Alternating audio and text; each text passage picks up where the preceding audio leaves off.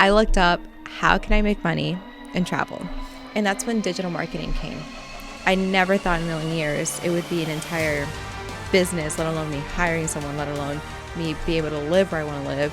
Got into law school a couple months later. I thought I would have my Elle Woods moment, and I thought like the song The Perfect Day would come on. Everything would make sense in my life, and I didn't feel that happiness. I felt almost like defeated, which is crazy because, people get into like those schools and you're supposed to be super happy, right?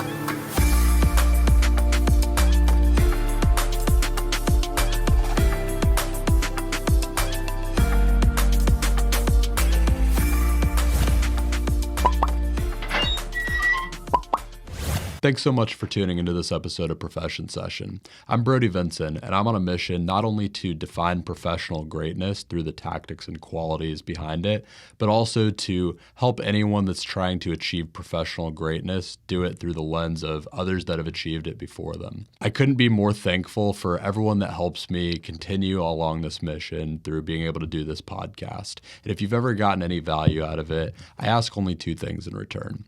If you could share it in the same way that you found it with someone else that you think could get value, it helps me so much. And if you could also just hit the subscribe button if you haven't yet, it helps me so much in just securing better and better guests for the show to share more impactful knowledge with you in this pursuit that we're both on for professional greatness. So without further ado, let's get on to this week's episode. My name's Rossalyn. I'm the owner and founder of Tula Marketing Co. My name is not Tula, clearly, so I named it after my grandmother. She was an entrepreneur herself in Peru, which is where I'm originally from. Very cool. I originally started Tula's Marketing. It is a digital marketing agency. So we are officially a growing team. It's no longer just me. So that's been an exciting pivot in the past couple years. Very cool. So get into a little bit of like the thought process behind starting it, where you were at in your professional life as you started this, because I know, and we'll get into this deeper, but I know that you kind of started it while you were doing something else as a side hustle, and it obviously became a full-time thing. I'd like to get into the process behind that and how that kind of journey went and played out. Yeah, absolutely. So Brody and I actually went to UCF together, so that's Go awesome. Knights, charge on. So fun fact about that, but I actually graduated college and then went straight into the corporate setting. I came out with a job, and I thought that was the dream life that I wanted, right? I knew I was going to go to law school. Like, I was already studying for my LSAT. But once I had the corporate job, it just didn't feel right. Like, something about it fell off. Like, I was meant almost like for more, and I felt it to my core. So I started listening to, like, literally inside my cubicle, I started listening to all these entrepreneurs and just learning about finances and business stuff, which I've never been introduced to in the past, right? Everything I've ever always learned has been like law and, just reading and rating and things that aren't really necessarily applicable. It's more technical. And from there, it just kind of went to, I don't want to say it, like the thoughts of just being outside of the bubble started kind of emerging, where it was like, well, you can be outside of it. You don't have to follow this 9 to 5 and then wait to retire to enjoy life. Like, you can travel in your 20s, you can pursue other routes that you may perhaps didn't consider in college. So that's when I decided to quit my job and go across the world. Big decision. So I know we talked a little bit off air about how you feel like you're a bit of a risk taker, yeah, but you take calculated risks. Could you get into a little bit of just like the nitty gritty around like the decision, like what led up to it, how you kind of positioned yourself? Yeah, so I'm a calculated risk taker for sure.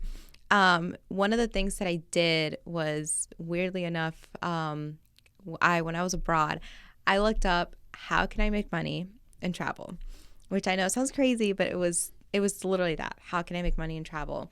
And that's when digital marketing came. I found these two girls with similar stories. They had the 9 to 5, left it and moved to Mexico, and they started these courses. And these courses teach you these digital marketing skills, anything from social media to website building, you name it, they were taught it. So I basically grabbed my credit card and I was like, well, let's try it. It's just like a normal college class, right? And from there, I just started doing it bit by bit, but it's crazy. I actually didn't start the agency right away. This was like 2019. Okay. I came back. I felt like almost like I went back into, getting to the ball and chain where it was like back to the corporate setting, see if I could even get into law school, right?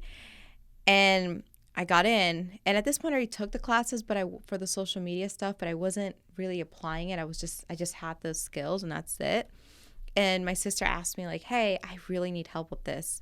I'm like, well, let me try it out. Like, obviously I'm not going to charge you or anything. I just, let me see if I can help you. And I realized, wait a minute, like I can actually do this. And at that point, I kind of started as a side hustle to just see, like I was thinking it's going to bring me an extra maybe $200 a month. That was my mindset back then, right? I'm like, I didn't earn a lot of money in my corporate job. $200 could pay a couple bills for me. Why not? I never thought in a million years it would be an entire business, let alone me hiring someone, let alone me be able to live where I want to live. So from there, it just kind of spiraled. I got into law school a couple months later, and I knew at that moment when I like had the acceptance letter with a scholarship and everything I could possibly want, I thought I would have my Elle Woods moment. I was considered the next Elle Woods, like in my sorority. That's literally what people name me. And I thought like the song "The Perfect Day" would come on, and everything would make sense in my life. And I didn't feel that happiness. I felt almost like defeated, which is crazy because people get into like those schools and you're supposed to be super happy, right? And you work so hard kind of leading up to this with that end goal in mind, right? I mean, I retook the LSAT, several times, and I worked my butt off. I spent thousands of dollars on courses. So yeah, I spent so much of my time and energy and money to get into this. And when I had it, it was like, that's it? This is all I feel? Why don't I feel super happy? And that's when I realized, like, wait a minute, there's something more that's missing here that I'm clearly not listening to. What do you think that was? Do you think that you had that calling from a young age, or do you think that kind of just snapped in that moment? If I'm honest, in hindsight, I mean, I know you're an entrepreneur yourself. It's like we try to fit in, and we probably fit into almost like every tiny circle, but we don't always like fit in. We don't belong to this one group. And I think it's human nature to want to fit in. It's our human nature. But I was part of the chess club, but I was also, in a sorority. I was student government. Like I was in almost every group, and I'm friends with a lot of people in different groups, but I never fit in, and I wanted to fit into a box. Like I was almost like frustrated with myself. Like, why can't I just be this one person? And then as I'm going through listening to these other business owners and entrepreneurs, I realized, wait, they felt the same way. Like we're not meant to fit in. And this entire time I've been trying to put myself in a box because that's what society tells us. And all of a sudden, like I'm pursuing this thing, which feels like I'm off leash, but it feels great and it feels natural. And it feels it calls to me, and I want to embrace those challenges and failures and learn from that. That's interesting. I've never heard it quite put that way, but I definitely think I resonate with that. It's like, you just know that you want to be working like full force on something. And I've always been, in the corporate jobs that I've had, I've always felt a little trapped by like being in that box, being like you have to, a personal little anecdote, kind of a silly story, but not even really a corporate job, but one job I had early on in college that kind of I thought about recently, and I thought of it as like kind of an anecdote about this particular thing, about just like feeling hampered by like being put in a box. So I worked at Academy Sports, just like unloading basically the merchandise in the morning. And I remember we had these little pallet jacks where we would move around like big pallets of stuff, and we would put them down and then start unloading. And I would like skate around on the pallet jack, just like to go back and forth. And I just remember getting in trouble for skating around on it and being like, I just fundamentally disagree. Like I'm being efficient here. I'm literally getting stuff done faster and having fun. And it just made me think, like, there's a way to do things your way and in a fun way that you enjoy, and also get things done right and efficiently. Kind of a silly story, but like it just made me think. I couldn't agree more. I mean, I was in one of my jobs, my many jobs in college, was working at a resort, and I'm grateful for that job. Like, that's why I tell everyone, like, sometimes they're like, oh, this job, like, I hate it, complain about it. But I was taught early on, whatever job you do 100% at it, because you never know how it's going to help you later on. That job taught me customer service and hospitality. It's crazy. Like, you need customer service if you want to run a successful business. Absolutely. So It's all customer service. it's Like once you get someone to sign up. it's how, and not even that. It's like when if you're going to have problems arise, that's just a natural thing that happens with business. How you react to them will control the outcome of the situation, which is so important. Like, people automatically want to freak out or you want to be defensive. It's like, no, what about actually, acknowledging the issue at hand and then risk mitigating it?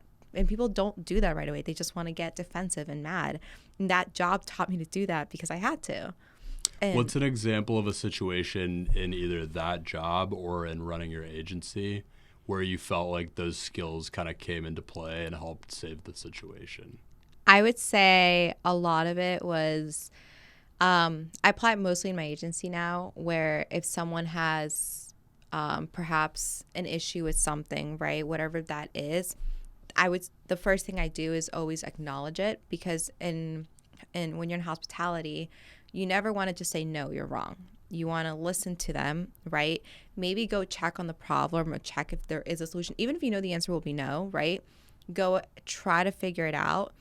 One, that calms them down because you actually try to do something about it. And two, it's just going in a calm manner. And, even though you couldn't get them the right solution that you wanted, you mitigated the entire situation already, right? And that's what you want to do. So that risk management part is just so important. Instead of having that client be really upset with you, perhaps, they become understanding. Perhaps you can level with them. Maybe half the time, like, this is crazy that's happened, I've been able to upsell a client, even though they were like they weren't, something with the situation was happening. And I was like, well, then we start discussing about other alternative routes. And they were like, well, yeah, I want to do the alternative route.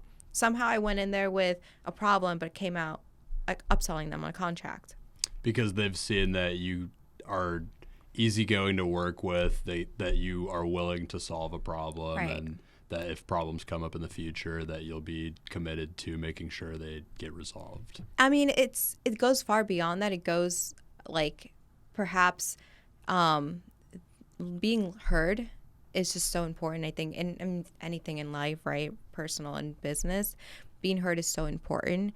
And a lot of people, when you work with other individuals, other businesses, I work with board like literal board members and CEOs and business owners, right? All across the spectrum. I understand that is their baby, essentially. That is something that they worked hard for. And they just want to be heard and understood, and not just someone coming in here, an outsider, telling them, well, you're doing it all wrong. When it's like, well, they have a message, they have a brand, they've gotten this far to hire you for a reason. So acknowledge that part, and then you can start consulting on how to best maybe go a route that can bring them better efficiency or more profits, right? I think that makes a lot of sense. And I think this is a good segue to talk about how you got clients initially, how that's evolved, what types of clients you typically work with, and what kind of work you do. So my first client was my sister. Not even really a paying client. It was just something that I came across. And then from there, I would say I started working with a couple of the people she knew. Again, not even a real business then. But I was like, well, what if I do make this official? Maybe I'll become good at it. So I made my business official. I think it was June of 2021, I believe. I was already doing this for a few months. And finding clients to me came like at that first 6-7 months I was just working with them, like maybe 2-3 people at most. And again, I remember the most expensive package I sold at the time was like $200 a month, which to me was like the biggest deal in the world. I was like, because you're making money doing something besides just your job. yeah, I mean, it's crazy. People like want to earn the first 1,000 right away. And I'm just like, it took me 6-7 months to earn my first $1,000 in my business. And I was so happy. Like, I was over the moon, and people want to earn that like overnight. And I'm like, that's not how that happens. There's so many steps in between. Now, once I was miserable, like this was December 2021, in my life, I felt like kind of fell apart. My relationship ended. I wasn't happy. My corporate job was crying all the time. And I didn't even have secure clients. Like when I left my corporate job, people were like, thought I had all these clients lined up. I didn't. I just had like this higher calling telling me like, you need to like you need to do this. You need to quit. I'll catch you. And from there, I was just, I want to say hustling, but yeah, I kind of went on, different social media. I started reaching out to people I know, and clients just kept coming to me. Obviously referrals are huge for me and for any business. And it's weird how I just kept coming across them over and over and over again. Like, I even made it a point every single week, I'm going to go to 1 to 2 networking events. And I was scared. I'm this young girl in Sarasota, right? Networking events, they don't necessarily always have the young people in their 20s typically running as business owners. So it was scary for me at first, but I told myself, like, no, I'm going to keep showing up no matter what. So just a lot of networking events. So did you meet a lot of business owners just going to those and just start talking about like the types of things that you wanted to be doing? That I also utilize social media, which is why I'm so big on it. One of the things that I actually did was people need to build their own brands. I mean, whatever business you have, yes, you can have, like, I have my business account, right? But I also have my individual account. Whatever you are on there, that is your brand. I know people want to separate that a lot of time when they have a business, but you realistically can't. Yeah. So, one of the things I'm very open about in my personal account is social media. Like, I share things because I like to share that you can have a business and a life and still enjoy the good things in life and travel. So I just started tagging other individuals and using collaboration, using these tools that we have that we use every single day for partying and, going out and doing dumb things, right? When it's like, no, I'm going to use these tools to actually grow my business. So I started doing that. I just go to these networking events, and intentionally, I was always trying to make sure to figure out, okay, who has a Facebook page? Who has an Instagram page? Let me follow it. Let me message you on it and engage through that. I mean, it goes far beyond networking events. I've gained probably most of my clients, if not through referrals, through social media. Like, going on Facebook groups and just reaching out to them. I just started doing paid ads this year. So there's just a lot of cold reach out, just kind of observing like what's going on in these groups, like looking for the people that might be a good fit. I don't call it cold reach out because these people are posting, I need a social media manager. What kind of groups did you go to find that? Anything, a lot of the groups that I joined were anything from the local groups, like Sarasota groups, right? And Tampa groups, to just actual other digital nomads. And a lot of times people kind of within the digital realm, they like to refer clients. Maybe it's not a good fit, right? Also, a lot of people, I'm not against this competitive mindset. I'm against this like abundance mindset. So I started talking to other agency owners. I'm like, how did you do it? And let's talk, and let's grab coffee. And guess what? Sometimes they had clients that they couldn't take, whether it was budget or just wasn't a good fit. So they would refer them to me and vice versa. So it was just thinking, instead of looking at them like, oh, you're my competition, like, oh, I don't like you, it was like, no, let's go grab coffee and talk about how we can help each other. I think that abundance mindset is so important. That's something that I don't know if I even had that before I started doing this podcast, but that's something that's been very reinforced through doing this podcast, is because I'm kind of seeing all these different types of business owners and professionals that operate in different ways and have learned different things. And there's so much to learn from peers. There's so much. I'm going to learn stuff from you today. I am learning stuff from you today, just like I do whenever I do one of these interviews. And it's because you're willing to not see them as competition, but just someone who might be doing something better than you. Yeah. And could you talk about just how you approach those situations a little bit more and how you stay open to learning from people? I would say something that stuck with me is yes, you want to obviously achieve a level of you're competent, you're knowledgeable, and an expert in the area. But what does an expert even mean in the area, right? It's such a broad definition. I would say strive to be your best and who you are as an individual. From there, how I approach other individuals, it's like I'm very big on my brand. My brand, I have my logo's pink. I'm very open about my belief systems. I'm very open about who I serve and the mission of my company, right? When I talk to other agency owners, the ones that I align with the most all have their own crazy colors too, and own mission statements and what their goals are. I think I approach it not from like, oh, you're better than me, even though the imposter syndrome creeps in. I'm sure everyone feels it. If someone tells me that they don't, that's a lie. Yeah. It does creep in.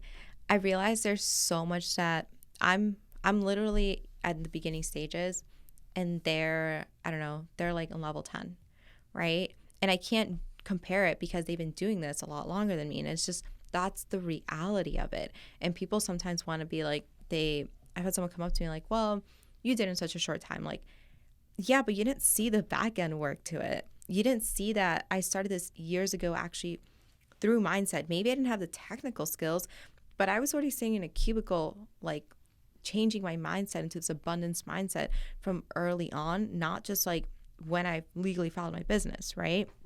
Same thing for other agency owners that I meet all the time, right? It's like you hear the same stories over and over. And if anything, they'll tell you, Rosalind, like I didn't have profits for like the first 3 to 5 years of my business, and you have it in the first year. And it's crazy because like I'm comparing myself to them, right? But they've from the wrong starting point. Completely wrong starting point. Like, of course they're going to have that level of success. They've been doing it I was still in high school when they were doing this, right? And now they're telling me, well, I didn't even reach that level of success until like years in, and you did it a lot sooner. That one is humbling to me, but two, it's also like, wow, when you actually listen, when you start looking at it from such an outside perspective, because social media is a highlight reel. That's all it is, guys. Like, I don't post about how tired I am sometimes. I don't post about how sad I am, but or all the hard work. But I do post about what's going great in my business, right? And no one's talking about like, oh, I didn't make enough money this month, right? But when you sit down and have these conversations, you realize, wait a minute, there's so much more on the back end to it. Yeah, it's encouraging too, because you can see, oh, this person just hung in the pocket and kept working on this thing for years to get it to actually take off and be the success story that I see in front of me today. So if I do that, eventually it's going to work out for me too. It's hard in so many industries to see that without having those conversations. I'm very lucky with the podcast because you can go back, and not everyone will keep everything available, but many podcasts that I've kind of followed and taken inspiration from will leave all of their episodes up. So you can go back and see that episodes 1 through 20 or 50 or 100 were nothing like what you see today that seems so unreachable. And I think that's very cool. But I think having those conversations in any industry can really do that for you, because if you ask the right questions and just stay open to learning and just approach it humbly, people are willing to share the failures, the difficulties, the challenges that went into doing what brought them to where they're actually at. Yeah, and you're so right. I actually love going through YouTube and seeing the first episodes, because I love that they don't take it down. Yeah. Because you can kind of see the transition of them having like, maybe the setup wasn't as fancy, right, as this. Their setup was just like a pool table, right? Or sometimes I saw like a camping table. But I love that because it's so, to me, it makes them more human, but not in a bad way, because it makes them feel like, okay, they're relatable and I want to listen to them more, versus a person that has all these shiny things right away. Mm-hmm. Yeah, you can just see, you can watch the evolution of how they grew, like maybe see that like it went from like the camping table like you mentioned, it went from that to some like slightly nicer version to some slightly nicer version. I mean, I didn't start in the studio that I'm in until maybe 20, 30 episodes in, but there was even maybe 5 or 6 or 7 episodes that I did that I didn't even post because I was just like, I had an idea of like the quality that I wanted to take them to, and I do like all the ones that I have ever posted have stayed up, but there was even like maybe 5, 6, 7 episodes that I recorded that I didn't even put up because I was like, you can barely even tell what's going on or hear what's going on, and the quality was, oh yeah, because the quality just wasn't there. I think it's important to share stuff like that. You should say that louder, because the amount of times someone's like, I'm gonna give up on my podcast episode, I'm like, you're on episode 5. Yeah. I'm like, chill out, you know? Yeah, it's just about like keeping with it, deciding like, I think it's not necessarily for everyone, but I think if you have like a strong mission and calling behind why you want to do something, then that's a good enough reason to stick with it, and you will see the success come in one way or another eventually in some form. Oh, I couldn't agree more. I mean, I think if you like, I'm not gonna lie and say like I haven't had those times where I wanted to just kind of throw in the towel. I think everyone's had that at one point. But what made me want to keep getting up, I remember one of my professors in college, and I know it came from some famous person, but he told us 80% of the jobs just show up. And whether that's you being a parent, a spouse, significant other, in your business as well too. Like even if that one day I couldn't take anymore, but I sent out that one email, and I just told myself, send out that one email. You already did more than what you did yesterday. Yeah. Consistency is really paramount. I had a pretty huge YouTuber in here doing an interview last week. He's got 1 million subscribers on one channel, like another 200,000 on another channel, these awesome businesses around it. And he's my age. And so on the surface level, it's easy to get discouraged seeing something like that, seeing someone your age have this incredible success and feeling like, oh, well, they probably just got lucky or just something worked out really well. But getting into the interview with him, the biggest thing I realized is he was like, no, I've been consistent with this thing for about 8 years, like every single week posting some kind of video, some kind of thing. And I've continued to grow it, continued to challenge myself. If you do that in your business or whatever pursuit, it does just compound more and more.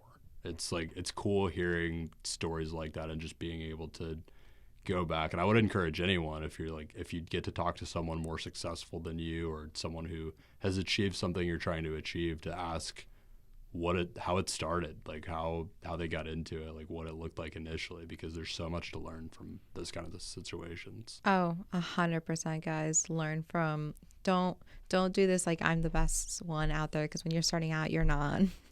And I hear it all the time, like I'm the best, like no one's better than me, and I'm like, no, there probably is someone better than you, and if you were humble enough, you could actually learn from them. Exactly.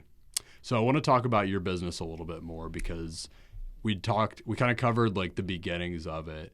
That was, you said kind of late 2021 is when you got like when you kind of took that first step, right? When you kind of dove in full time. Talk a little bit about those first couple months of being full time. I'm sure it was kind of crazy. It was like a big risk taking decision for you. And I'm sure there was a lot that came with that. Give us like a little bit of an overview of like how that went at the time and what was going on. Okay, so I have to say during that time frame, I actually made a decision to move back in with my parents. So Brody and I were talking about this, actually, how I'm a big believer, guys. Like a lot of people don't want to take this step, but it's like if you can take one step backwards to take 10 steps forward, just do it. I mean, that is your quantum leap, which people talk about in the manifestation world all the time. That is your quantum leap. You put in the work, but you have to kind of take that one step back. And I actually read that in a book, thank God, a couple months before. They're like, before she became a world-renowned author and everything else, she also did the same thing. And same story with law school, everything else was weird. Our lives were like parallel. But she talked about that, and so many of us are so afraid to take that one step, right? Especially in our society nowadays, where if you're in your 20s, you should be driving a really nice car and you should be having all this money. It's like, that's not true. And it wasn't until someone actually told me, like, no, this is a time you experiment. Out of all decades, this is a time you actually should be trying out every tiny thing that you want to help you grow and figure out what you don't want above all. So I said, okay, let's do it. If in, I think it was December, so if 9 months, this doesn't work out, I was going to law school because I deferred at this point. And I remember I went home to my parents and I gave them a PowerPoint presentation. Like, they're very logical people. Yeah. And I was like, okay, I built a website, everything. I'm like, okay, see, I have a website and I know I don't have the clients yet, but I will. And God told me this was going to happen. And by the way, I'm going to defer law school. And they looked at me. I thought they were going to be like really upset at me, but they were actually like proud of me for standing up to them and telling them and showing them that obviously I thought this through and I was prepared.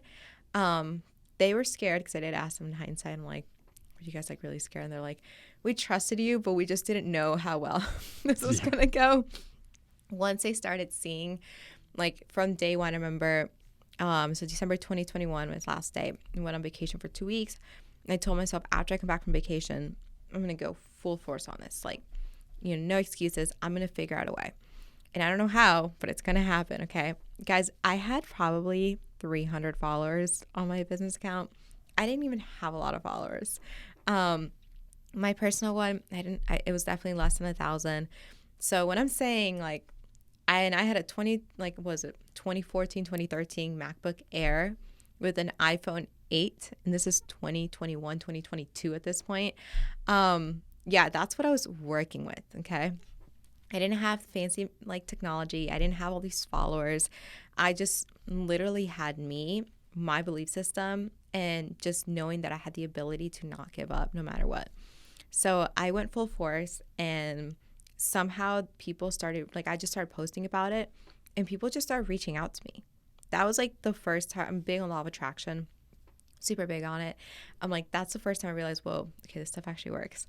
Could you describe the law of attraction a little bit? So I think everyone has their definition. What I've read, law of attraction is a lot of like your mindset, your energy.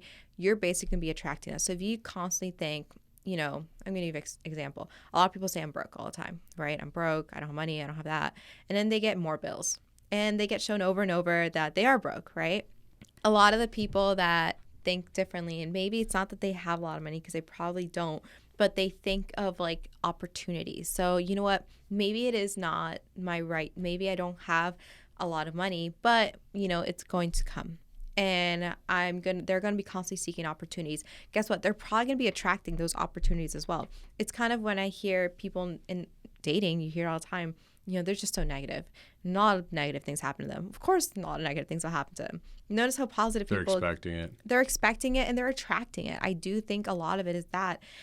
Same thing with positive. So to me, that's a law of attraction, but you have to put in the work, because I think sometimes people want to sit there. I'm big into manifestation. They just want to sit there and it just shows up at their door. That's not how it works. Yeah. You have to put in the work, right? I'm a huge Christian. I'm very open about that. Same thing. People are like, God will deliver. I'm like, God will deliver when you put in the work too. Yeah. So that's how it works.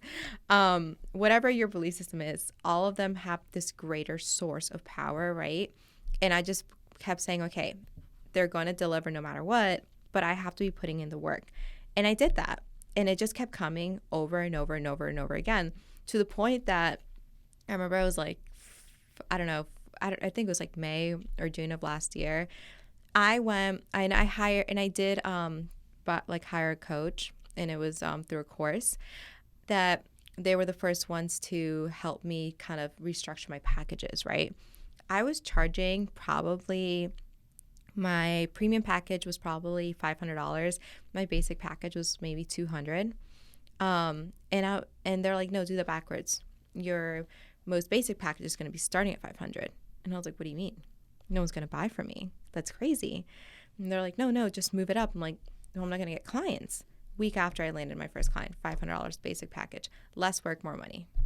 It's funny. I've heard people say that have kind of a higher ticket operation, that when they made that jump to charging a higher price point, I've heard that before, that it was just easier to find clients, and that the clients that they ended up finding ended up being just easier to work with, less... Their expectations were a little bit more manageable, a little bit more realistic, just all the things. Like, it's just kind of easier to charge that way. Oh, absolutely. I mean, when I tell you, I remember the clients that...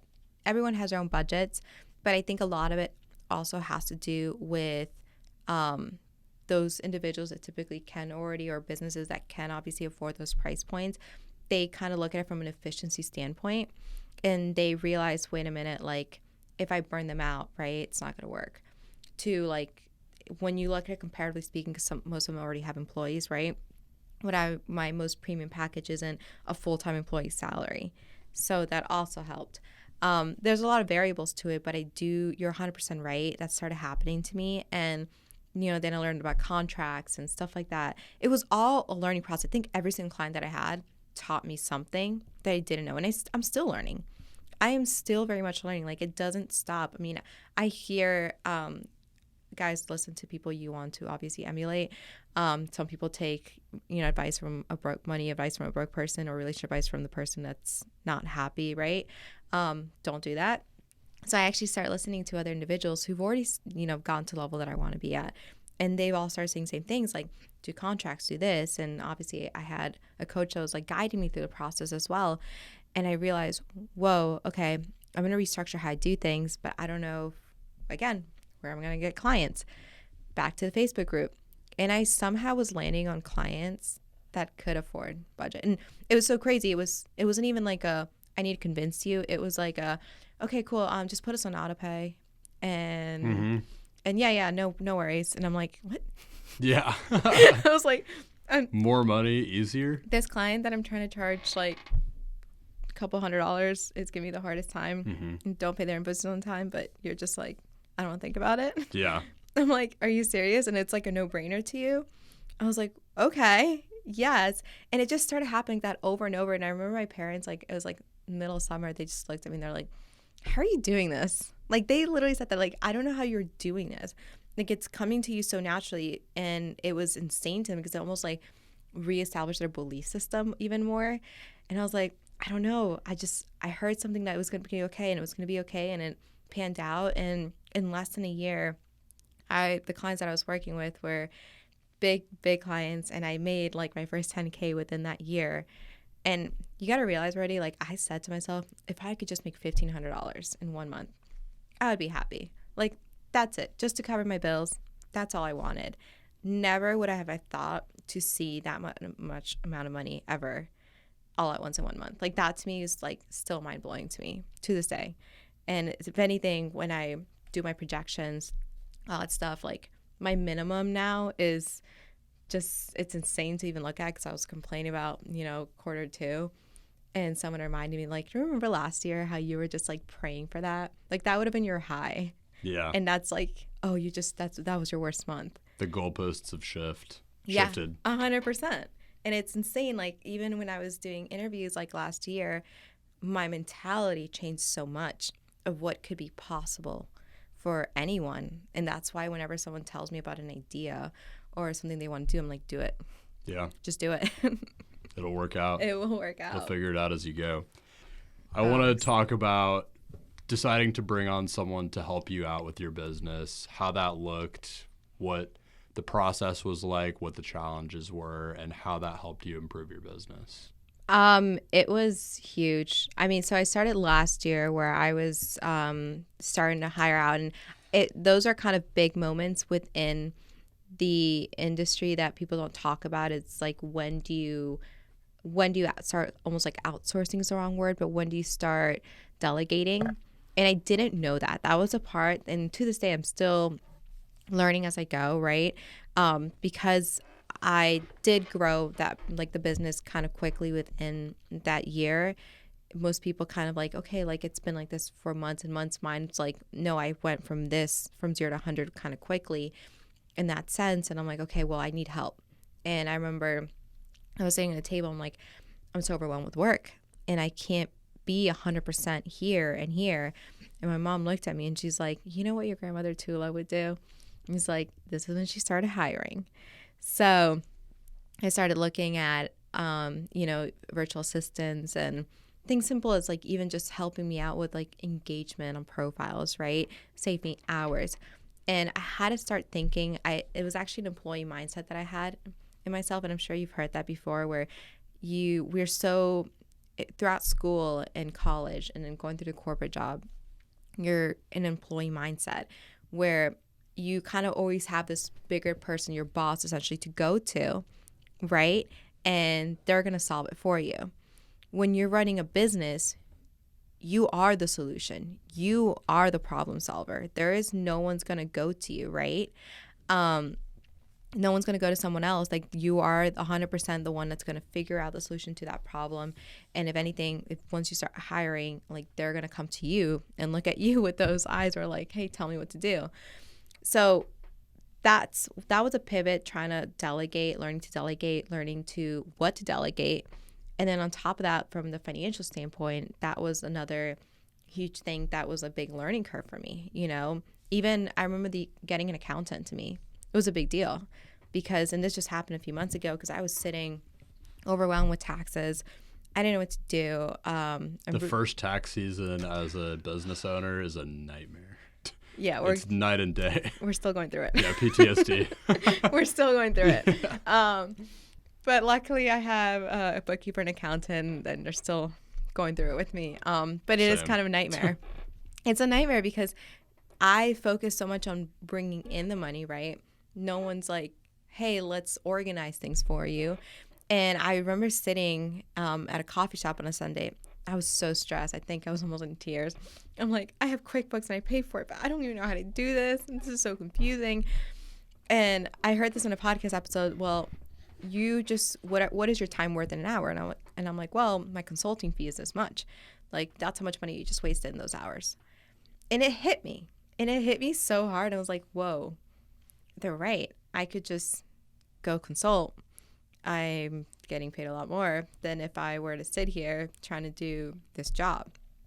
And that's, delegating that itself was a whole thing for me, you know? So it's just steps. I don't have the perfect answer to it quite yet because I'm still evolving at the stage of that process. But I definitely couldn't have time to even do a podcast episode like this if I didn't have a reliable team that was helping me behind the scenes right now, actively working. I think it goes back to that one step backwards to take 10 steps forward thing too. You sometimes, if you're bringing on a new team member or even just new technology or some new system to help you remove yourself to a degree that helps you put yourself somewhere else, right? Mm-hmm. You kind of sometimes have to take that one step back. Maybe it's to train a new team member. Maybe it's to implement some new thing, learn some new system. You often have to take that one step back, but it does bring you those 10 steps forward, or at least the ability to do so if you're putting in the work. Oh, absolutely. I mean, I'm still, and here's the thing, you go from hiring maybe someone who has their own business to kind of hiring more internally or whatever the case may be. That's a shift on its own. So, and then hiring someone that you trust for different aspects of your job, of your business. I just took my first vacation after a year and a few months, like this past year, because I was so overwhelmed. And I couldn't do it because I was a one-person show, essentially. And that was hard for me. I mean, I remember I got on the cruise and I was like crying because I'm like, I let go of my baby. But it was fine. It was still here when I got back. So it worked out. Because you had put the systems in place. Absolutely. And I would hear that word systems all the time. You hear it all the time in the business world. And I was like, what do you mean systems? Like, I have systems. I have, my invoices and everything else. They're in systems. But it's like, no. Think of it like as a whole, I had the word at the tip of my tongue. Think of it as an ecosystem. Your business has to function as an ecosystem, right?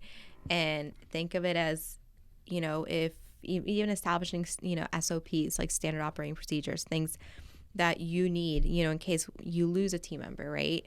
Can someone step right in? What is that learning curve, right? You hear all the time in corporations, like one of the biggest losses of money and investments too is when you hire an employee and when you lose an employee. Yeah. Because all the retraining involved. That's so much money invested, and people don't look at it like that because they're looking at their hourly pay. But for a business standpoint, that is huge to them.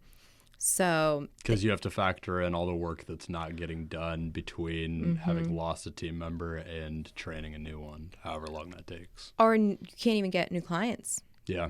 Because you're at capacity, and if you get more, then obviously the work product and the reputation your business has can go down, and you don't want that.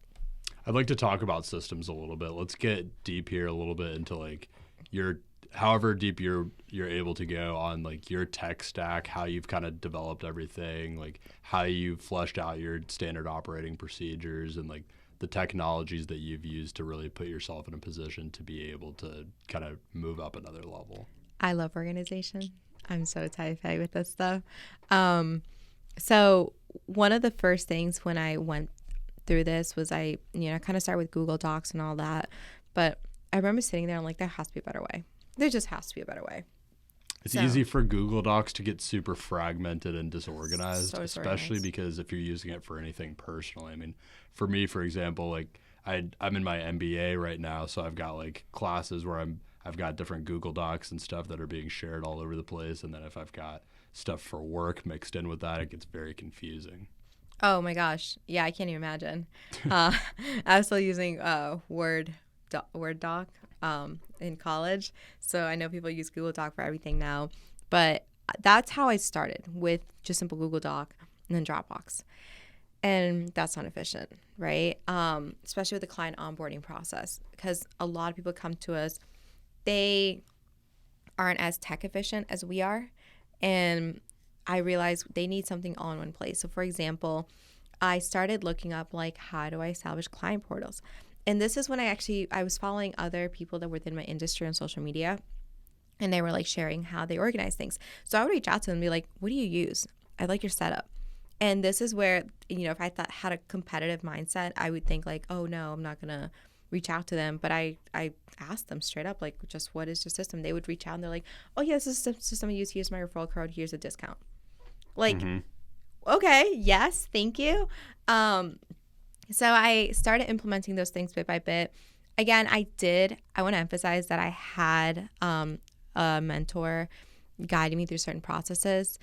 I did get into a business course right when I left my corporate job, where they kind of help you establish these certain parameters within your business.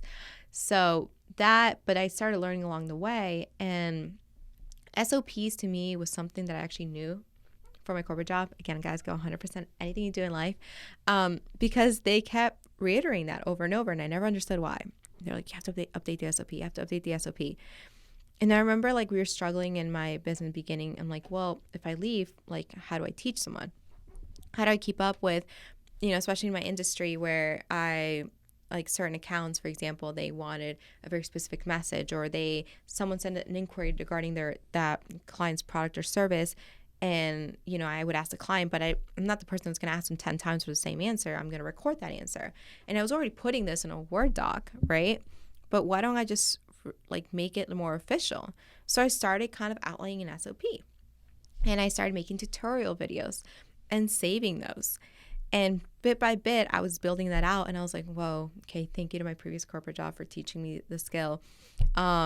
So that was big for me. The SOP was a lifesaver, and now my team uses it because I don't have to go in there anymore and do it. That's just a lot of like tutorial videos mostly? So the ones they have on their tutorial videos, if they need anything additional, then I will shoot that and put it on there, and I'll just tag them and be like, review this. But since they do handle a lot of the accounts now, they go in there and they encounter situations. They no longer have to ask me the same question 10 times. They just go, oh, okay, this is how we addressed it last time. This is the answer that's going to happen. Yeah. So I was like, whoa, okay, that's awesome, right? For client portal the client portal was a huge change to me, because I have a proposal, contracts, and invoice all in one place. And I can link Dropboxes, Google Docs, all in their portal. And it's super nice. So when people receive my proposals, if anything, they're like, wow, we're so impressed by how interactive it is and how, professional it is. Because most people get what? Maybe a Word doc, something that looks like a contract listing out the deliverables, right? Mine's not like that. Mine is actually very interactive, and then it leads you to the contract or agreement, and then it leads you to the invoice to check out all in one place. And then once that happens, I will send them their password to their own portal with every link that they need, and all they have to do is bookmark that.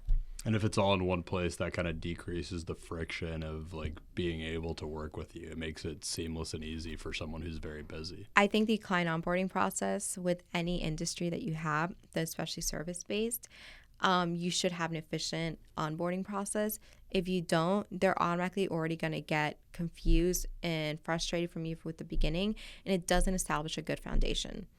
What are the 3 most important things that you think go into having an efficient onboarding process? 1, it has to be easy. So when I'm saying easy, like it has to be so easily readable in the sense of like, I know where to click, I know where to go next, 1, 2, 3, and that is it. You hear the rule of 3 all the time, and I apply that there too. The second one would be being very upfront about everything and how you're going to communicate. So, for example, one of the things that I now have, because I didn't have this previously, was just listing out office hours and expectations of when to communicate and how to communicate, right? I started getting text messages at 11 p.m. at night, and that was a big no, you know, and they wanted me to respond, and then they would text at 5 a.m. So I actually did a presentation of like, hey, you can't reach out to our team members, or if you do, we're not going to respond until Monday. So that's something I do now. If someone reaches out to me on a Saturday, I won't respond back to Monday. And maybe I am working out Saturday, Sunday, probably am. But, you know, I'm not client facing during that time frame because it is important for me to have that separation in client boundaries. So that also allows them to know when I'm going to, you know, respond. And they tell me that. They're like, we didn't have an issue with you responding on Monday. We mailed you Saturday, but we knew we weren't going to respond until Monday. Because you've outlined that expectation. I set that expectation up front.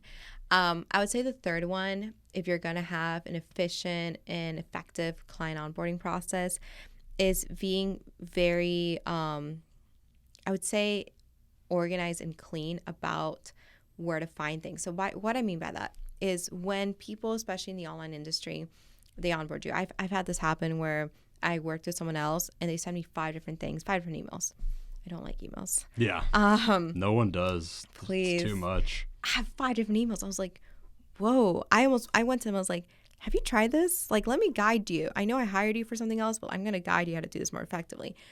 So it wasn't clean. It was messy. 5 emails. Whoa.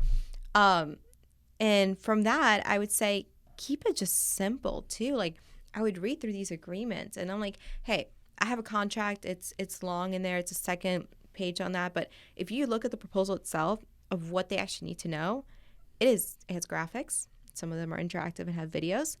They select buttons and it automatically triggers and auto-populates the contract and an invoice. Yeah. That's so awesome. If they want to read through the contract, it's very standard from any Florida service-based agreement. But what they really need to know is going to be in that first part where it's super easy and clean to read. Yeah. And then the whole process is just seamless. It's automated. So I do mine a little differently where after I onboard, they sign that 48 hours. They automatically get an email with password and everything from there is just, what is the word? It's triggered through an automation sequence. Do you use like Zapier or something like that? No, I'm very excited. When I try to find systems that I don't have to connect further, I do that. So mine is, I use Dubsado, and it's HoneyBook works the same way where you can automate that without Zapier. Wow, okay. Yeah. Very cool. What are some other tech pieces that you've used like over the course of building this thing out that have been revolutionary for you? My laptop. Just getting a new one. I had to get a new one for the podcast maybe like 6 months ago because I was literally getting to the point where like, first of all, it would fill up like immediately with all the videos. Like I had to clear stuff out like every couple weeks. So that was an issue. And then also I would be like editing video and stuff and it would just get like the spinning beach ball of death and just start like humming like super loud and it just like it could not handle the load anymore. Which laptop did you get? I have a MacBook Pro with the M1. It's like the 16-inch. It's a big one. Is it 2 TB and 64 gigabytes RAM? Yes. Yeah, I think have. so. Yeah, they're awesome. Yeah. Now you understand. Yeah. Oh yeah. Yeah. It's very necessary too. I don't have the super big one. I have the 14-inch one. Yeah. But yeah, that was you understand that laptop is life changing. Oh yeah, because if you're doing all this stuff and like juggling all these things, I mean, I've got like pretty regularly with all the things I'm doing, I've got like 3 people in my personal life know this about me. Like if they see my laptop, they're like, "What the hell is going on there?" Yeah. Like I've got like 3 or 4 different Google Chrome windows like on different screens, and I swipe back and forth and they've all got like tons of tabs open all at once. I've got like different programs and I'm just like all over the place. And to be able to run that, you've got to have tech that works for you. Oh, I'll have a Zoom call and have like my Adobe programs open. Think about that and you know what that means. It's a lot. Yeah, and I don't have an issue. So the tech has been probably revolutionary in my industry, obviously in a digital-based industry. And even then, at this point, I don't think there's any industry that can't be like almost digital to a certain extent, you know? I get like cutting hair and whatnot, But even then, you could record videos and tutorials and, try to see if you could grow a following and even sell courses from that for people who do want to be hairstylists, right? So eventually the student becomes a teacher sort of thing. And my technology, I don't know if you mentioned this, but I literally had a laptop from like 2014 building websites, posting on social media for clients on iPhone 8. And the only reason I got into laptops because it literally burned me.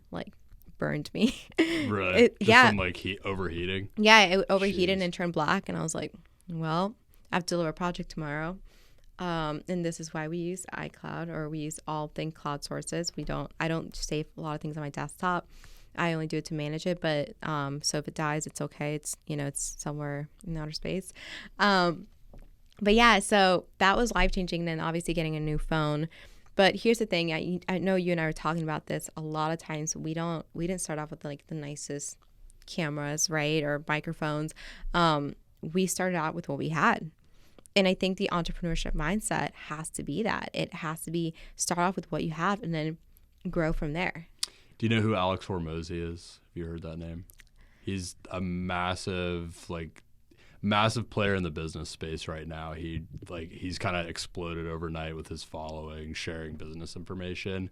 And one thing that always stuck with me that he said is rule number 1 of entrepreneurship is use what you've got. Mm-hmm. That means like the technology, the skills, the experience. I think he said it in reference to a lot of people really kind of spout this message of like you have to have some really strong why or passion behind starting something. And he's like, when I started, it was the pain of being in my current situation. Reminded me of your situation. He was like, he says, I was absolutely miserable in my consulting corporate job that I had, like 9 to 5 consulting job that I had, and the pain of staying in that situation was so great that I had to do something else. And that's rule number 1 is just use what you've got.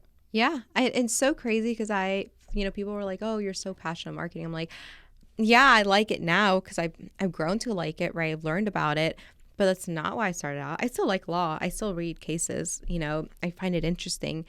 But my journey really started out with me Googling how can I make money and travel.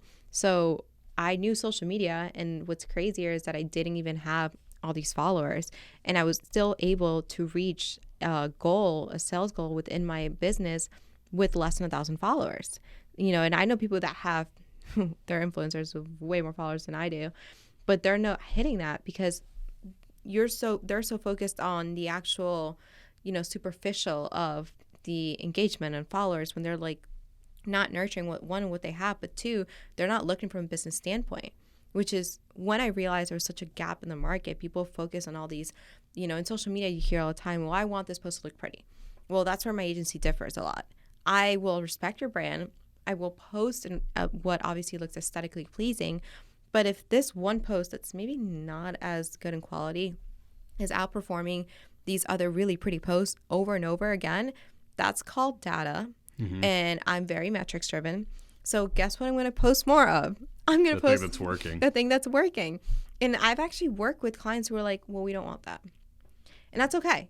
But that's why I'm upfront and begin with where, even though they were getting more clients, they were getting, their social media was growing, they really wanted this one thing. And I said, okay, that's fine. It's not going to be a great fit then because our focus is really to go where the numbers tell you. And I'm happy I did have that mindset from early on because I think that's what led to the growth of my business overall. And eventually it's how I pivoted to Big Business Energy Academy, which is what I recently launched to help other business owners stuck, or even people who have the side hustle or have that idea, stuck in that phase of like, how do I start? How do I do this, right? How do I make things profitable? And that's when I went and decided, okay, you know what? There's clearly a gap here. People need answers. I can't sit down for coffee with everyone, even though I would love to, right? How can I answer several people's questions in one sitting? Boom. Big Business Energy Academy was born. I had the curriculum. I had everything else before I even had a name, guys. I know people focus on branding and logos all the time. But again, this is where my metrics and like my brain came in, was like, okay, no, just write out the curriculum, focus on the name after, focus on the colors after. I think I did the colors the day before. Actually, like, went live. The actual logo came like a couple of days before that. But because I really wanted to focus on how the curriculum that I was going to deliver and how it's going to be effective and how it's going to resonate with other individuals. So I kept sitting in these coaching courses because one of the things I do in my business is consulting. And I love consulting. But I realized these consulting calls started kind of diving into more as to their purpose and how do I make money? And all they wanted to start social media accounts, but none of them knew how to monetize. And I said, well, this idea is great, but what's going to bring in money in the next 3 to 6 months? They never sat down with that question, like, ever, not once. And I said, we're going to create something that's actually going to bring in money for you. And I was like, okay, I love these calls. I'm really passionate about this. I clearly need to add this to big business energy, and that's how I was born. So that, as I know, having talked to you kind of off air, just launched like a couple weeks ago, right? Mm-hmm. Officially. Could you talk about, from having made that decision to make the course, what the process of launching it was over that time? Because we talked a little bit off air about how you did this kind of unique type of launch called a live launch, right? And so I had never heard this before. I thought this was very interesting, the way that you kind of like tested things as you went and refined your process as you were actually launching it. Yeah. So again, guys, seek resources. I actually signed up for a live launch challenge, and it was from the same mentor that I followed to help me establish, those guidelines in my business when I first started. So I did it. I kind of needed, one, to be held accountable. Two, it was quick and easy to understand. It was a 3-day thing.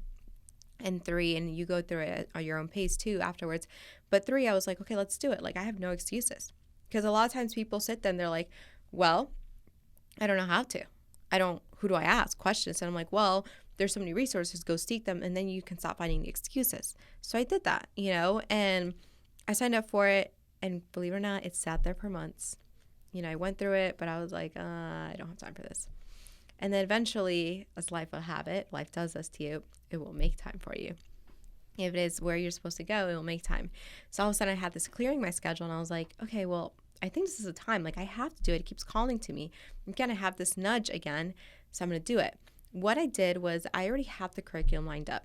Basically, whatever idea you have. And simplify it. I'm very big on this, where you should, in my case, how do you monetize using one digital product? And you don't have to have 10. You literally just have to have one. How to make money from it, right? And I took all these questions that people asked me all in the past year. I put them in sticky notes on my whiteboard.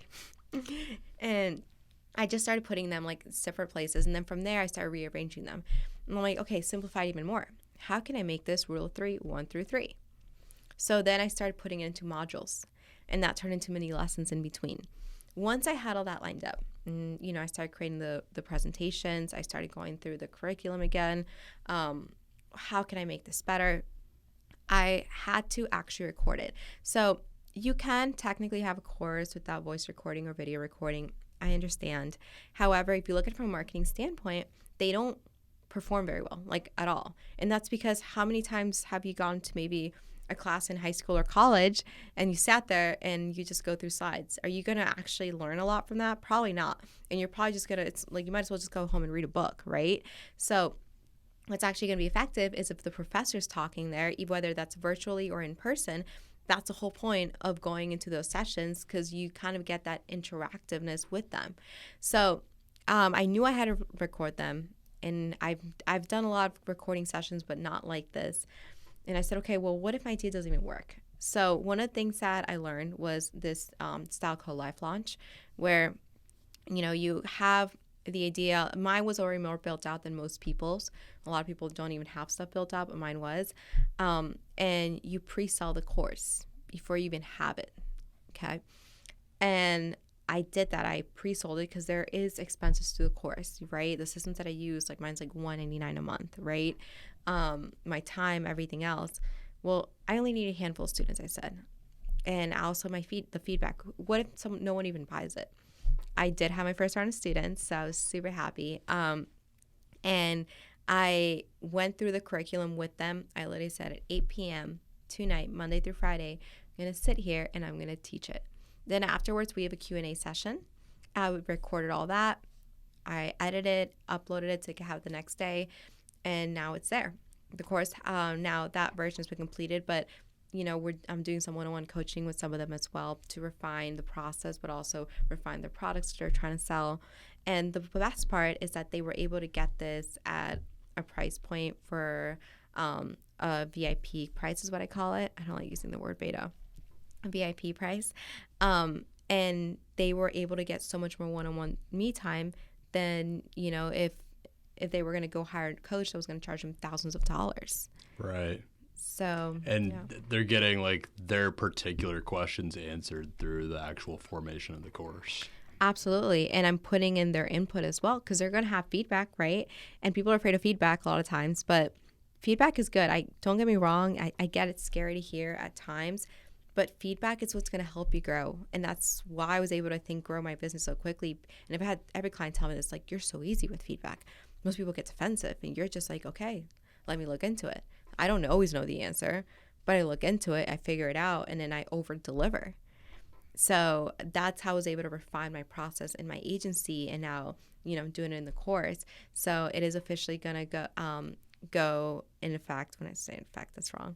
It's officially going to open again in June. Cool. So right now we are just finishing out some refining it and just kind of retouching some quirks and kinks in there. But it's officially going to go open again in June. So I'm super excited for that. And it's going to be bigger and better. And so Big Business Energy, it's essentially a course on how to start your own business. Yes. How to start your own profitable business with one digital product. I love it. So I went before, because you can look up, honestly, you can Google how to start your own business, right? But I don't think, one, they simplified enough. Two, I also ran into the issue. People kept asking me, well, I have all these ideas, and how do I even structure packages? And I will be holding a free webinar actually on that, on how to structure your packages with one product, because you don't need several products. I mean, think about it. What I did was I took social media management and I just split it up into 3 different packages, right? There's a way to do that effectively, of course. But I wasn't selling these different products. Even to this day, I still don't. I do website design. And there's paid marketing, of course. We do branding. But those are what, 4 or 5 services I just named, right? There aren't 10 of them. And people sometimes think more, I just need to produce more. I need to do more, promote more. So I can get, I can have more. It's like, no, how many times have you gone to a specialist and you probably pay them more for a reason because they're really, really good at one particular thing or a couple particular things. Yeah. And I've had clients come up to me and they're like, we just really want you for this one thing. We don't need you for anything else, because they know I'm really, really good at social media. So I think that was the biggest realization that I had, that you can actually get more by almost doing less, essentially. And you don't need these 10 different products. So I'm holding a free webinar on that.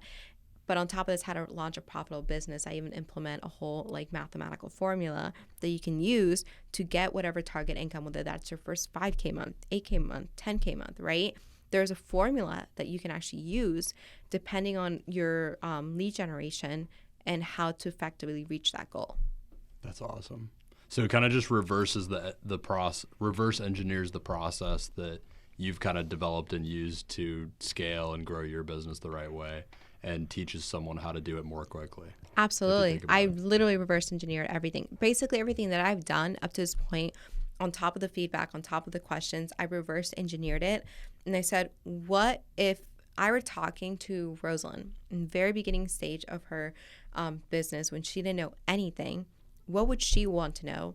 What have other people asked her along the way? What has she learned? And how can she over deliver so other individuals, one, don't make the same mistakes, but two, they can actually outperform?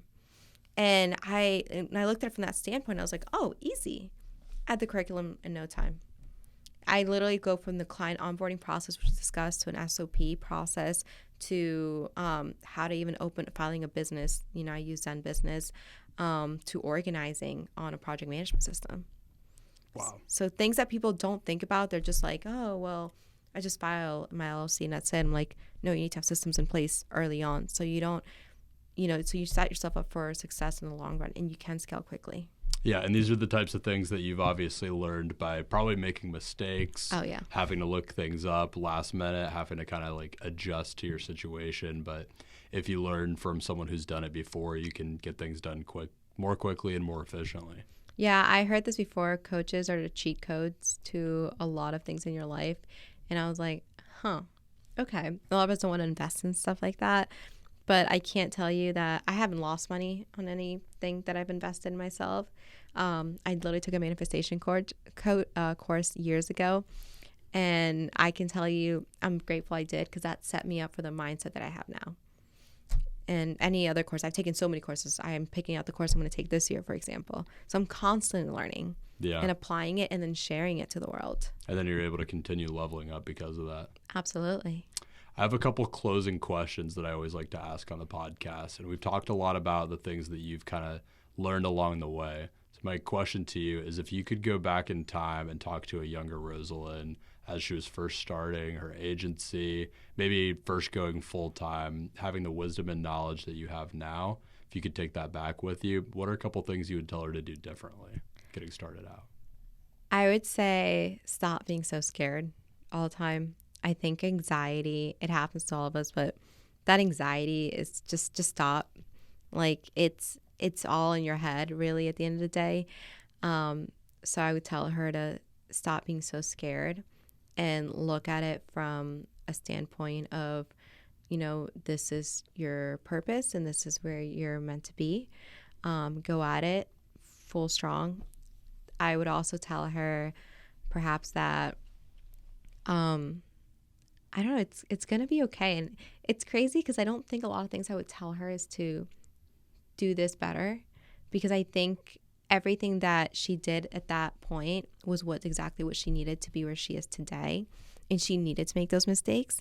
If anything, it's just that mental, and again, it goes back to that mindset. It all goes back to that mindset. It's like, stop being so dang scared and just go for it. Stop listening to the world, because your parents, your friends, people will tell you things. I've had people message me things that weren't very nice, and I didn't respond, but just keep going. It's going to be okay. Love it. Other question I have for you, because the show is called Profession Session. It's my mission and my goal on the show to break down the qualities and tactics behind reaching professional success so that people can do it more easily. So my question to you is, what does it mean to you personally to be a professional? I think to me, to be a professional is doing what you love and reaching it in a capacity that is honoring yourself and true to others, but also just serving others. I'm very big into that.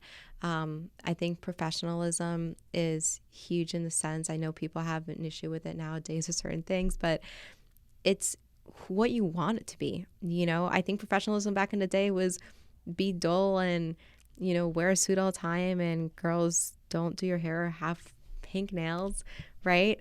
Be yourself. And that's where your professionalism comes through. I love bright colors and I wear pink nails to networking events and I like being dolled up. That is who I am. That is my professional self, while I honor myself and also can serve others. You're being the best version of yourself that you can be with the standards that you've set for yourself, it sounds Your like. authenticity. Love it. Anything else that you would want to share with the audience, Rossalyn? If you are seeking to grow your business, if you have an idea that you're just kind of sitting there, or it's probably in your notes on your iPhone, it's just been sitting there, it's time to get work at it, join us for our webinar in June. We will be discussing how you can make a profitable business with just one product. Love it. So I will put all the links in the description or the show notes for anyone who's listening on audio or watching on video to find Rossalyn wherever she is, on Instagram, on the course, and all spots. Thank you again for being on. This has been awesome. I've learned a lot. Thank you, Brody. I appreciate you. Awesome. And that's a podcast.